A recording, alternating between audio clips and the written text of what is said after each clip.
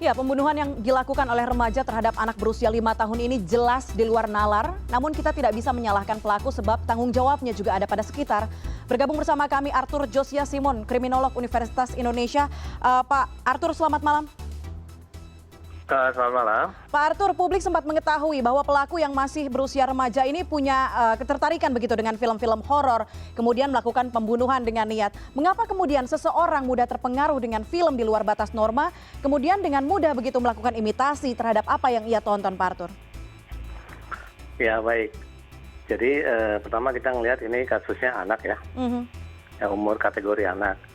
Nah, pada umur kategori anak itu memang proses imitasi, peniruan, belajar kejahatan itu memang sangat sangat mudah sekali terserap gitu loh.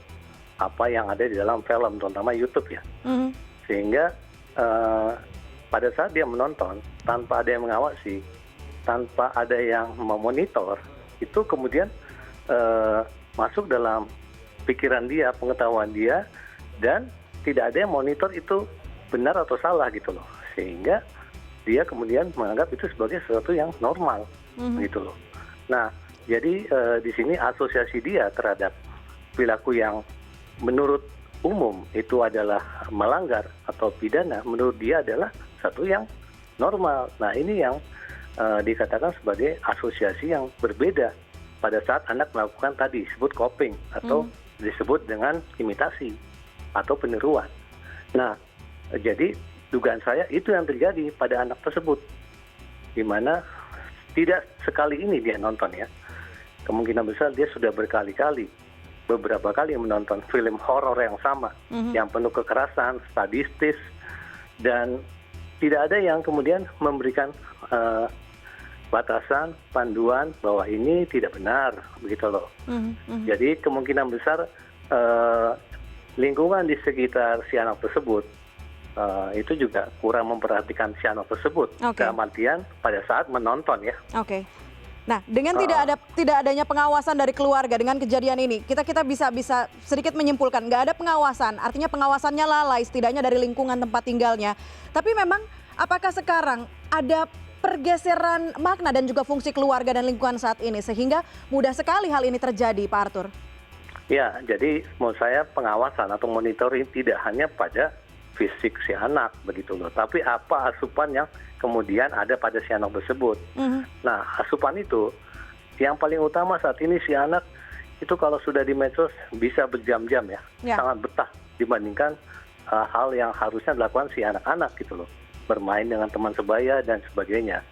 Nah, asupan yang ada dalam anak, konten-konten yang negatif, memang kemudian kalau keluarganya atau orang tuanya tidak mengetahui, bahkan cenderung gaptek ya, gagap teknologi, itu menjadi persoalan memang. Jadi di sini menurut saya tidak saja pada keluarga, tapi juga pada pihak pengelola gitu loh, pada pihak pemerintah sebagai bagian yang membuat medsos itu bisa ada berbagai macam lah konten-konten, baik yang positif, negatif. Nah, mulai ada pengontrolan. Jadi pengontrolan ini tidak hanya dibebankan pada pihak keluarga gitu loh, tapi juga semua pihak menurut saya. Meskipun selama ini sudah dilakukan ya, sudah ada KPI dan segala macam ya. Tapi untuk YouTube dan segala macam itu kan siapa kemudian yang mengawasi begitu loh. Nah, jadi tidak hanya pada fisik si anak, tapi konten-konten apa yang masuk ya, yang kemudian sepantasnya diterima oleh anak.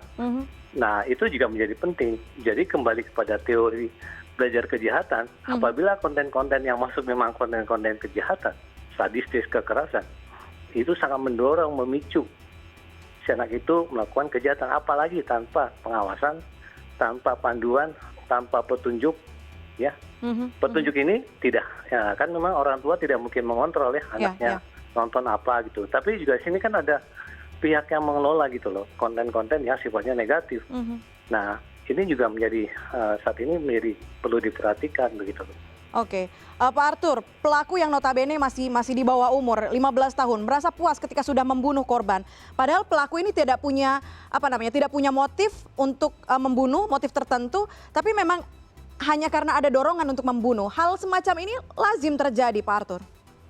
Ya, ini yang ada karena kategorinya anak ya, di luar dari kebiasaan yang ada dalam masalah pembunuhan. Kalau seorang dewasa melakukan pembunuhan cenderung menghilangkan barang bukti, kemudian menyembunyikan barang bukti, bahkan lari. Ini tidak, sebaliknya begitu loh.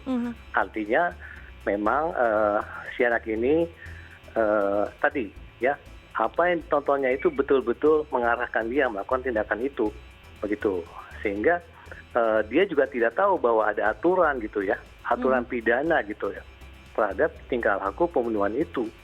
Nah, jadi sebetulnya, nah nanti maksudnya saya biar secara detail kan dilakukan oleh pihak penyidik atau penyelidik ya, atau menggunakan atau para psikolog anak lah yang lebih detail ya, menggali ya.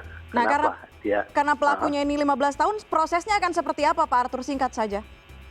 Ya, jadi menurut saya ini kan bisa kemudian menggunakan atau berpartisipasi para psikolog anak ya. Kemudian ada pihak Bapas yang melakukan penelitian kemasyarakatan terkait dengan anak.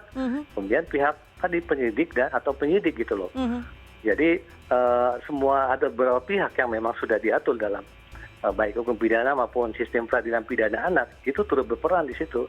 Menentukan batas mana undang-undang yang ada diterapkan. Ya, ini berulang kali terjadi, pemerintah seolah gagap kemudian lepas tangan.